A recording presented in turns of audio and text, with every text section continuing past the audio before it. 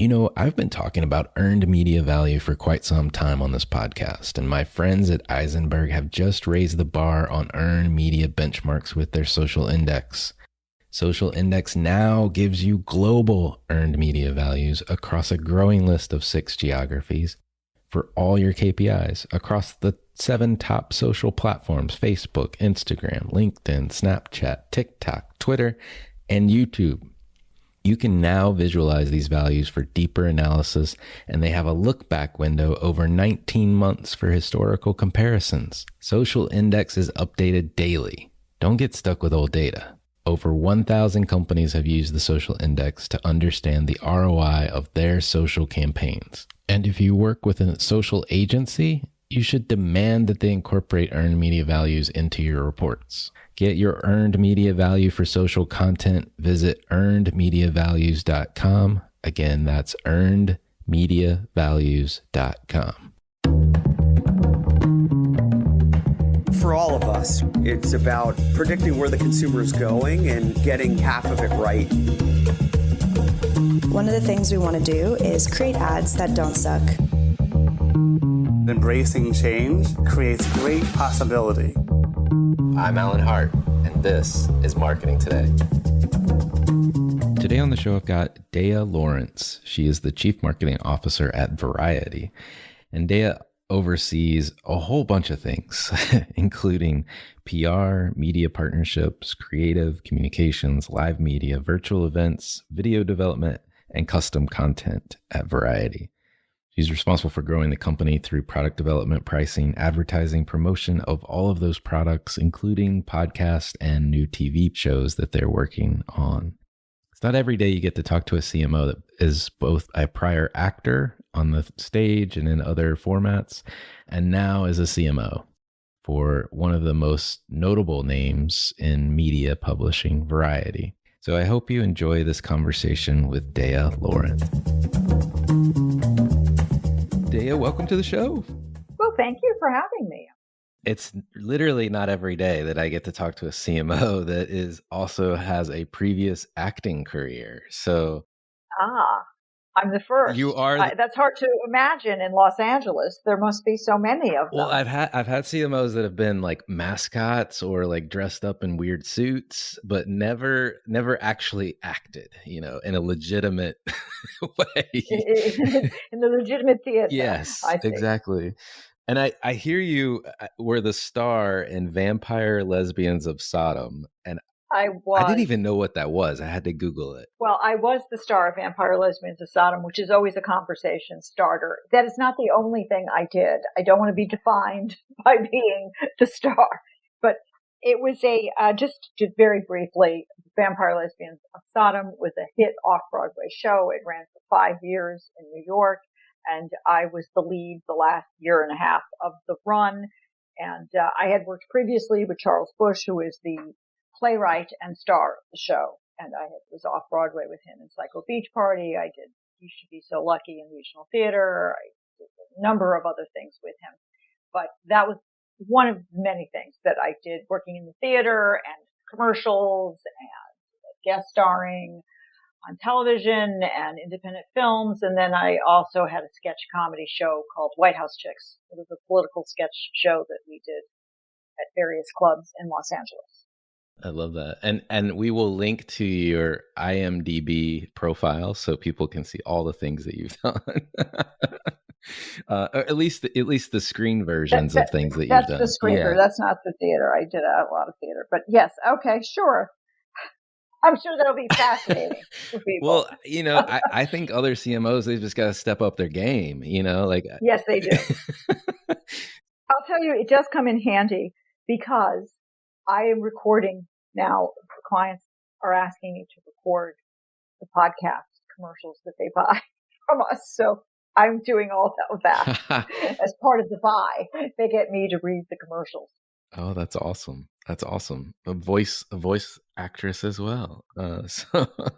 Well, what was your career? How did you go from actor to CMO? Like, tell me what happened in between there.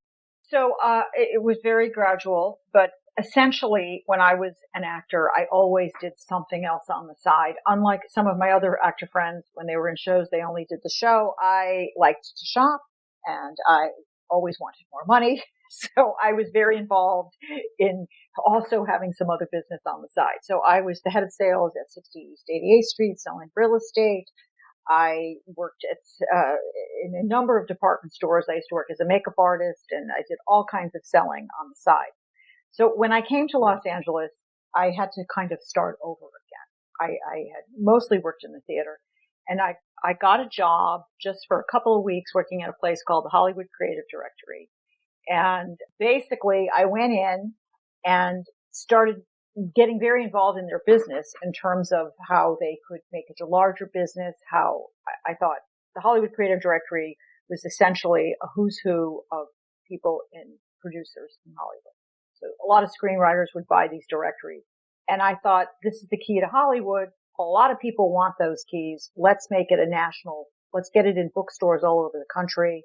Let's make it bigger. And I helped the person who started this really grow his business.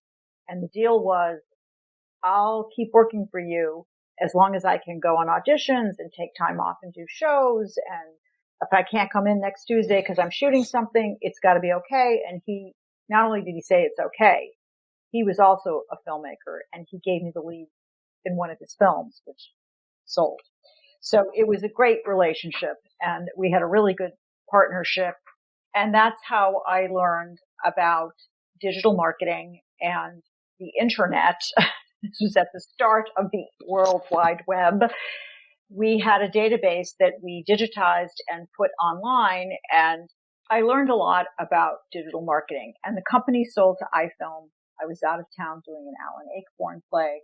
And at the time, the stock market crashed. I had a lot of money invested and I was going to be done with on the side. I was like, you know what? I'm just going to work as an actor now. I don't really need to do anything else. And then what I thought was bad luck hit turned out to be great luck. I went to iFilm and they made me the director of marketing because I had to keep working. and that was so fortuitous for me because I was able to learn even more from, they had assembled a team of experts across the digital marketplace. I learned so much from the people that worked there. And from there, that is how I was still working as an actor, still, going out on auditions and balancing both. And eventually I became so submerged in my digital career that I started letting the acting career go. So I think the last television show I did was in 2013. But I came to Variety. This is my second time at Variety. First time because iFilm had acquired the Hollywood Creative Directory and Variety wanted to acquire it. And they lost out, so they started creating their own product that was very similar. So they became a competitor. So I started watching them to, I will always watch the competition to see what they're doing. And then when iFilm started falling apart because we had acquired like 7 different businesses and there were many reasons. It was too bad because we really had a brilliant idea, which is to upload user-generated video content on the internet. Of course, YouTube got that right. I just ran into Kevin Wendell, who was the founder of iFilm he owns Hotel Esencia in Mexico. And I went there for a wedding and he was there and I thanked him for giving me really this enormous opportunity that really blew open a whole other career for me. And he said, we could have been billionaires. I was like, we could have if we only got it right. And, there were streaming issues at the time. Just ahead of your time from a technology standpoint. Exactly. But learned so much. And then I basically cold called Variety. So I'm a big believer in cold calling, which is how I got my real estate job in New York. Just cold call people. And I basically said to them, I've been spying on you and I think you're making some strategical mistakes. Also, being an actor has given me a lot of confidence. Should we say confidence? Yeah. Yes. I'm not so afraid if someone rejects me from the marketing and sales world. I didn't really care. So I thought, I'm just going to tell them I'm going to talk them into seeing me on the phone, which I was able to. And then I created a marketing and sales strategy plan for them. And I went in, I took a risk because they could have just taken the plan and not hired me. But it paid off. I went in and I said, I think this is what you should do. And I laid it all out for them. And they hired me the next day. They found a way to bring me in and still let me go out on audition. That's amazing. And then eventually I started becoming more and more involved, and that's how I built my second career. So what I always say to people when when you want to change your career, do it on the side. Always have something going. So you got to kind of do two things at once until you are really really secure in your new profession. I would never say to someone, quit your job and just go and try and do something else. Obviously that is very risky. I'm curious, like you mentioned confidence is one thing that acting has prepared you for the business world. Like any other things that come to mind that you learned starting off as an actor that still applies to business? So much. So first of all, I took so many classes on how to do an interview, right? Because actors are always either you're auditioning or you're on go-sees or you're interviewing. How do you excel and make sure someone remembers you in an interview? So that really helped me in terms of when I was on job interviews. I think that for the most part, I would always tend to get called back for job interviews in this new career. And it helped me be a much better presenter in the room. I'm not afraid to stand up in front of a room and present. And I think that's very important. And I think those two things really help me. Also, mostly what I think being an actor, what that career prepared me for in sales is I can deal with rejection. I used to get rejected personally. And now you're just telling me you don't want to buy an ad you don't want to buy an AT&T mobile ad. Okay. Well, I must not have presented that correctly to you because you're not getting the value. It's not me they're rejecting. It's the product. So that all helped. And being able to read a room, I think, is also really important. Like sometimes I'll tell when I was managing salespeople, look around the room. Are they engaged? Who's paying attention? Who is the decision maker in the room? Are they distracted? Try and get their attention. Bring them back. That all helped me, I think. It did help me in sort of a roundabout way.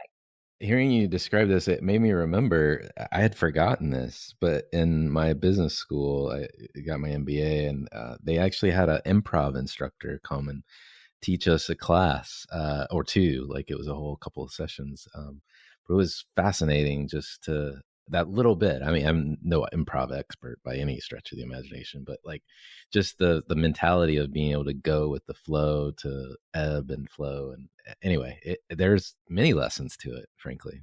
Many. And also think on your feet really fast and come back with, how to overcome an objection very, very quickly. And I think all of it is extremely valuable. And I also say, I've said this so many times, dress the part. Whenever I was going on audition, I had to look like the character I was auditioning for. So many times when people come into interviews, like I'll give Variety as an example. Variety is a very glamorous brand. It's sophisticated. It's elegant. It's also fresh and young, and it's so many things. But you got to keep that in mind when we're interviewing people. Like we want people that have a shirt that's ironed. Small. We'll start small. Just iron your shirt. Right. Okay. They need to be brand ambassadors. They need to, Yes, everybody does. Everybody has to know their brand. And does it match the brand that you want to work for? Let's talk a little bit about Variety. How do you describe what it is? I mean, it's you're in the publishing business. You've got digital content, podcasts. You got events business. Like, how do you talk about it? We're content creators. We're a media company, right? So we're creating content across multiple platforms. We have digital, we have podcasts, we have print, and we have a very, very successful events business. We've been enormously successful with our events. And we also have a content studio creating branded content and also managing our sponsored editorial. So those two areas have had enormous growth. Sponsored edit, branded content, under the umbrella of the Variety Content Studio, and then our events business. We produce over 70 live events in non-pandemic years. And since the pandemic, we produced now over 160 virtual events. We have a variety streaming room where we're streaming content, like mostly interviews with casts from films or Emmy contending television shows. And now we're moving into film awards season. And on top of that, we have our specialty events. And we've got 5 of them, 5 big events between now and October 12th. One of them being our Power of Women event. It's usually a luncheon, but because of the pandemic, we're going back. It's our first big live event since February of 2020. And, it's had its own unique challenge trying to produce a live event. Well, let's talk about virtual events and the pivot during, from live to virtual. Like, what did you learn in that process? I mean, one, it had to be a little scary to go from, traditionally 70 live events to now you've completed 160 virtual ones. But like, what was the thought process? Well, first of all, we didn't know it was going to be 160 virtual events. We thought, we'll do this a couple times. We'll see how it goes until, we'll do it for a few months and then we'll get back. And we kept saying June we'll be back, and we kept pushing it. So one of the reasons why I love working at Variety is because we move so fast, and we are very nimble, an incredibly dedicated group of people that simply love this brand, and we act. We think strategically and then we act on it. So as soon as the pandemic hit, I think the best decision we made was not to hesitate. We saw this is a pandemic. Look what happened the last time there was a pandemic. It lasted for years. This could last for months. That's what we were thinking. We have to save this revenue. Quickly, let's go to a virtual event strategy. Let's just do it. So we were fortunate in that our parent company had someone on staff that had been trying to get everyone to do more webinars, that they were calling them. And we didn't really want to do them because we thought it would cannibalize our live events business. And so that's one of the lessons we learned, is that it will not. And when we did this we started with BritBox, I believe was our first virtual event. And we partnered with Mill Valley, and we did something around their documentary filmmakers. They couldn't do their event. And we said, well, you come with us and we'll do it all virtually. But BritBox was our first partner, and the audience just came right away and stayed. And then we just kept refining and perfecting, and we met with so many different vendors, and vendor selection process was, I would say, that was a hurdle until we could really identify. We picked 3 or 4 vendors. We had just a handful that we decided to work with. And then we moved into doing much bigger events. So we went from having, 800 people tune in to signing up for one event, 155,000. So we have registered well over 200,000 people for our event, which is insane. When we were doing our live event, the largest event, we had 600 women. Most of the events, our breakfast, we'd have about 150 people, and most of the other summits, because we do a lot of summits, we're divided between thought leadership summits and then these celebrity events. So our thought leadership summits had about 300 to 400 people would attend. And now on average, it's thousands. So we've been able to bring in a whole new audience and grow our audience, grow the brand, keep the revenue going, bring in new advertisers. It's just been a win-win for everyone. Unfortunately, it's happened under really sad circumstances. That's true. I mean, but what a golden egg that came out of it, I guess, like the fact that you've pivoted, it hasn't cannibalized anything. Are you planning to keep it? Yes, we had planned to. We're back. We're going to do live events, and we're all getting excited. We were getting so excited. And then we started planning all these live events, and then we had to start changing them back to virtual. I did say that while we were first to lead virtual. We don't necessarily want to be the first ones out of the gate on live. It's risk involved. But we're very confident that we're going to pull off a beautiful Power of Women event. And it's going to be outside. It's going to be at night. It's one of the top events in Hollywood. It has a fabulous guest list. Many, many people want to attend this. We had to cut the list down 500 to 300. So we just have to see what happens, right? We're waiting to see what happens. We're confident in what we're producing. We're asking for proof of vaccination, of course, and a negative COVID test within 72 hours. So that's how we're proceeding. Yeah, I mean, it's definitely changed the world. But I did watch, I think, one of your early streams with the cast of Ted Lasso, which I love that show. Yes. Oh, what a wonderful show. Yeah, and it was, I mean, I watched and it was just fascinating. One, because like, I mean, it's great to watch stuff on TV because it's glitzy, it's glamorous, all that kind of stuff. But the funny thing about this is like you saw each of the actors in their own environments, just without their fancy lights. Right.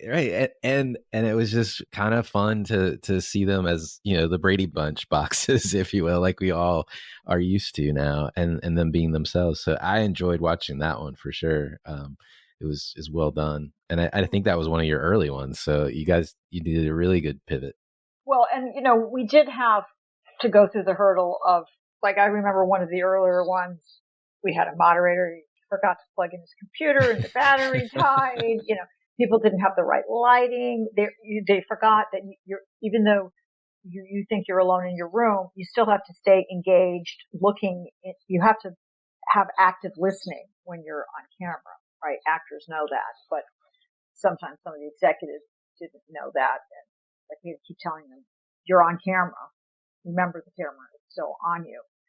So there were certain hurdles, but we came up with best practices and we overcame that. And we always have to think of what are we going to do next that's new and different to beat the competition and keep our brand going. We've been going for 116 years. Let's talk a little bit about the job of CMO at Variety, because from our last conversation, it doesn't look like a normal CMO job to me. So tell everybody about it. What do you do? Well, first of all, I'm in publishing, right? I'm not at a consumer brand. I'm in publishing, and Variety has been considered a trade publication, although we have a very large consumer audience. We have 22 million unique users. It is a brand that is known. So it is different than being the CMO of Burger King. So what I am responsible for, and my team, first of all, we're responsible for the events. I already said that.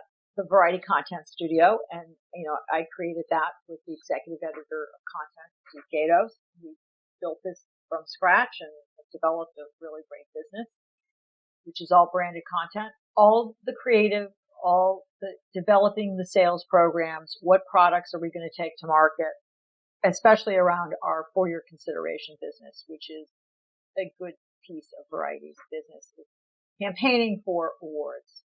This is something that is unique to the entertainment industry, right?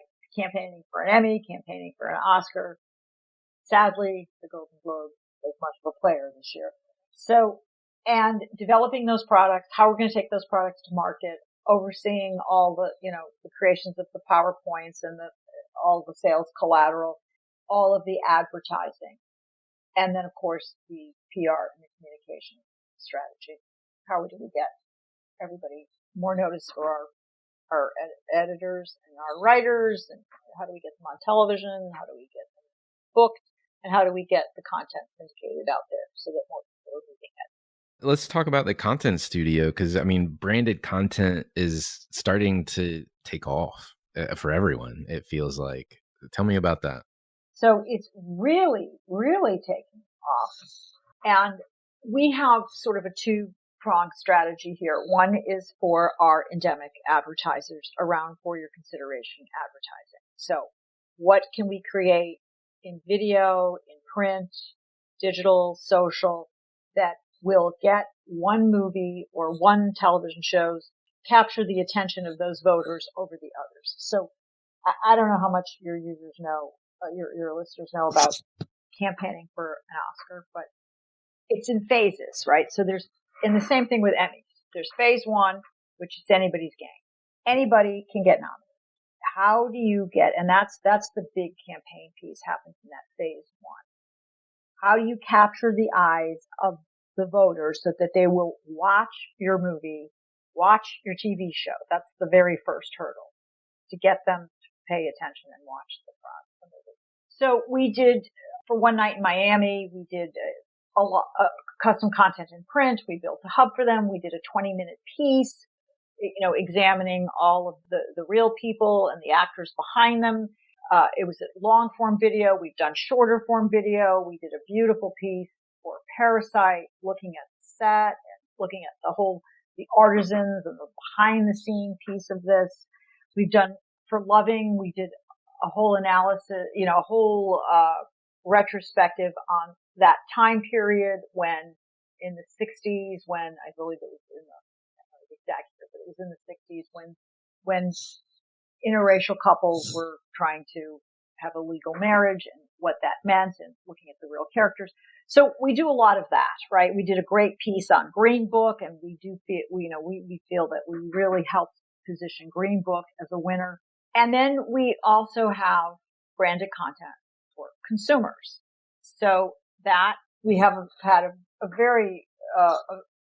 we've had all different kinds of clients for that. The difference in the two is that for your consideration, we can get celebrities because it's promotion, right? So we're able to get celebrities to participate. With branded content, we would have to pay celebrities to participate, right? So, and we do pay sometimes influencers, but in generally speaking, we try to avoid paying talent to participate with what we're doing. We want it to be organic. So we've done auto advertisers, and we've done Intel. We've created all kinds of different content for people that are trying to capture the attention, brands that are trying to capture the attention of people in the entertainment industry or those who are passionate about it. So we've done quite well in both areas. And we hired a VP of video, which made a big difference for us in helping someone to really put a strong video strategy in place, Alex Castro, who's tremendous. And we're creating more sponsored editorial series. We just launched The Take with Elizabeth Wagmeister and our awards editor, Film Clayton Davis, where they take a look at, their opinion on the top news stories of the week. We have a series called Doc Dreams. We have all different kinds of series, but each one of these series has a sponsor. So that's been a good key to our success. I know besides all these video offerings, you're also driving headlong into podcast world too, my world. Yes, which is more challenging. It is, especially on the monetization side. I have to admit, it's my side hustle. I know, I listen to so many podcasts and I always think, are these people making money? Not much. Because it's hard to sell a podcast. I hate to admit that. So our strategy is always sell it and then build it, not build it and then sell it, right? We sell and build. So with the podcast, I was very confident that we were going to be able to sell these podcasts. And I felt that we needed them, right? We have to have them, and people love them. So we did make a deal with iHeart. So we have iHeart is distributing our business podcast called Strictly Business. And we do sell our podcasts. We sell them as part of the FYC strategy. We do have consumer advertisers, but it is a lot. It requires more effort, and you can't charge as much. Right. I know. All too well. I know, but it is a good format. And to your point, I think maybe once everyone starts commuting again, it will draw more attention again and be back on it's been growing from a listener standpoint for a while. I think it's just everyone's still trying to figure out the sponsor/ad format that's going to work in that forum. So we're all experimenting and trying to figure it out as we go. But to that end, we're also developing television product. I don't want to talk too much about that because it's still in development. Yeah. Yes, and we have to wait till it launches. I don't want to but one of the podcast ideas we pitched to a network. It was a podcast, and they're like, we want this as a series. So that was very encouraging. And I do think people will I don't know if you can sell a serialized podcast more easily than you can an interview podcast, but I thought maybe that approach would work a little better. It might. I've just recently started listening to the Seamless, I think it's Seamless guys, Jason Bateman and, oh my gosh, I'm blanking on the other two guys for some reason. Apologize, guys, if you're listening, which I'm sure they're not. But, they do a fantastic job, of doing interviews and keeping it lively. But they're also celebrities in and of themselves, right? We're interviewing Rob Lowe has a podcast, and he is one of the keynote, along with Paris Hilton. She's also at our Entertainment and Technology Summit. That's going to be interesting. Well, thanks for talking about Variety and what you're up to and all you guys you're doing everything. It's kind of amazing. I do want to say, I want to brag. I must brag about Variety because I'm so proud of Variety. I love Variety so much. We all do. Variety has achieved something quite miraculous, which is in the year of when publishers are really struggling. I mean, you can see what's going on at Condé Nast, right? Magazines are in decline and they're struggling to figure out revenue, and we are still growing. We have managed a formula that works. Like, our business model is really working. I shouldn't probably even brag about this because I don't want to get cursed. Right. I'm knocking on wood. Can you hear me knocking? But we're succeeding in an area where a lot of publishers are not succeeding. So it is interesting that there was that time where everybody wanted to work at Condé Nast. I remember the first time I worked at Variety, we would lose people to Condé. They all wanted to go work at Condé. And now, we've got people from Condé who are dying to come work with us. So it's turned around. It's a fascinating business. And, I'd love to get to know, we know have this actor past, if you will, and I'd love to get to know you a little bit more. I tend to ask a series of questions to everybody that comes on. And my favorite question to ask is, has there been an experience of your past that defines or makes up who you are today? So that's a tough question, but I will say, because I've had a lot of different experiences, but as most people have, obviously, but there was one moment in my career that when I was going through this transition that really solidified it for me, when I felt like, oh, I think I actually am an executive. I think I'm no longer just doing this on the side.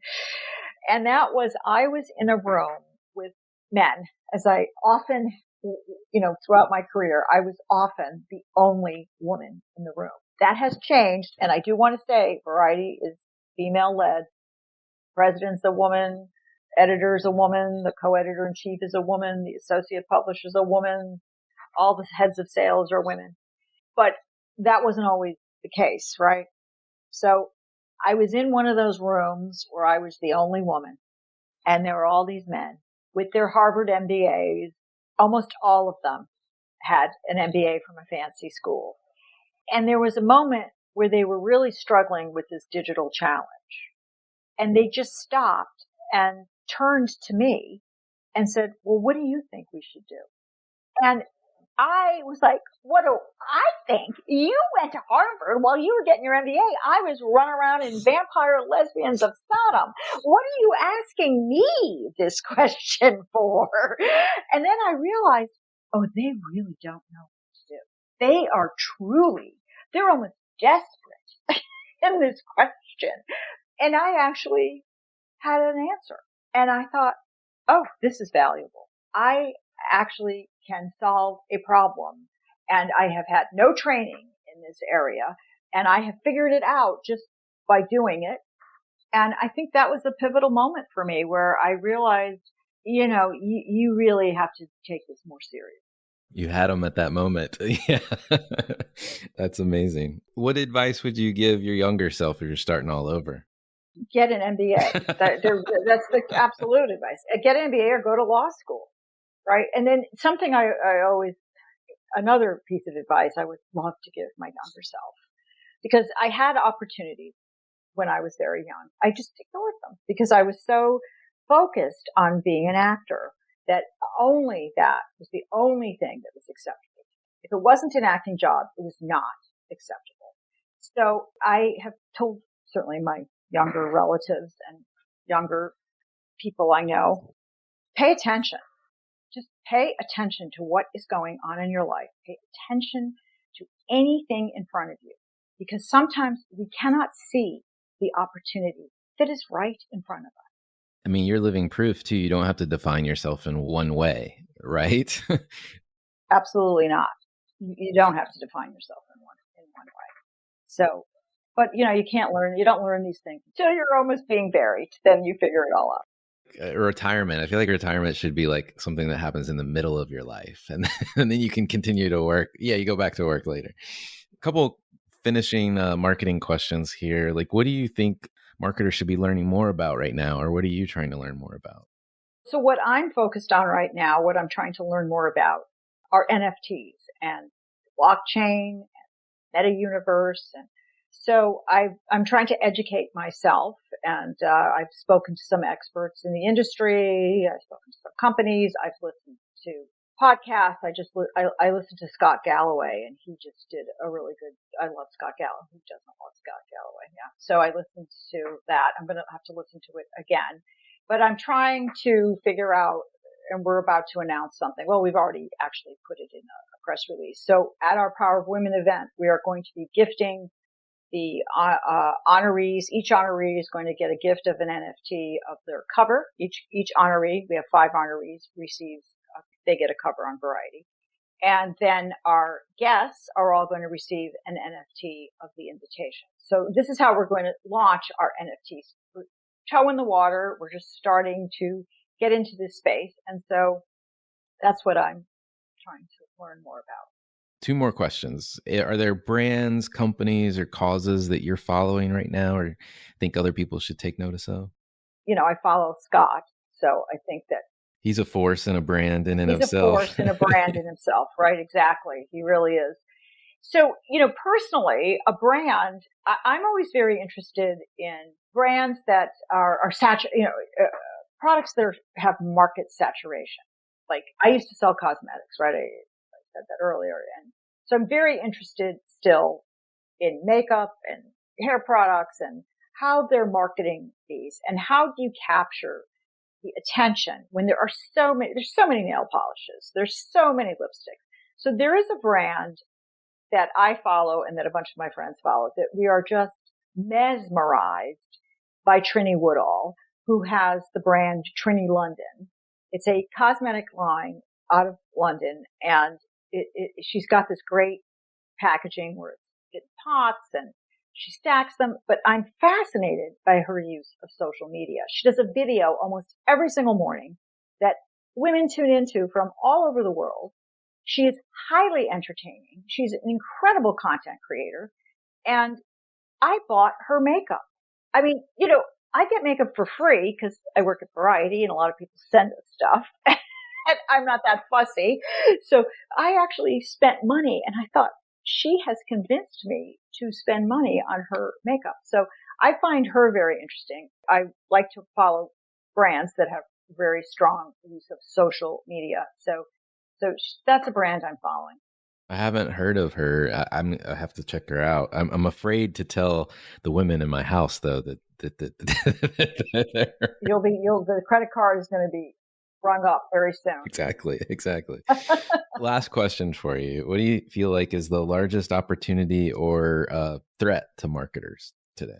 Well, right now it's still COVID, I have to tell you. So I just got off the call today with I won't say which trade show, an enormous trade show, one of the biggest in the world. And it's like, what's the COVID strategy? How we can keep everybody COVID free? How do we keep moving forward? COVID has presented some certainly great challenges, and also there has been innovation around it. But how do we continue to move forward in this world where it doesn't seem like it's ending? Yeah, that's very true. Well, I hope for all of our sakes in the world that it starts to come to an end at some point. but it is the never-ending story lately. Dea, thank you for coming on the show and telling us about Variety and your dual career and all things that we've talked about today. Thank you so much. Thank you, Alan. I had such a fun time. I love to talk, in case that wasn't obvious. Hi, it's Alan again. Marketing Today was created and produced by me, with support from my team and podcast editors, sound engineers, and writers at Share Your Genius. Find them at shareyourgenius.com. If you're new to Marketing Today, please feel free to write us a review on iTunes or your favorite listening platform. Don't forget to subscribe on marketingtodaypodcast.com and tell your friends and colleagues about the show. I love to hear from listeners. You can contact me on marketingtodaypodcast.com.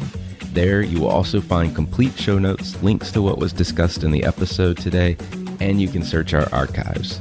I'm Alan Hart, and this is Marketing Today.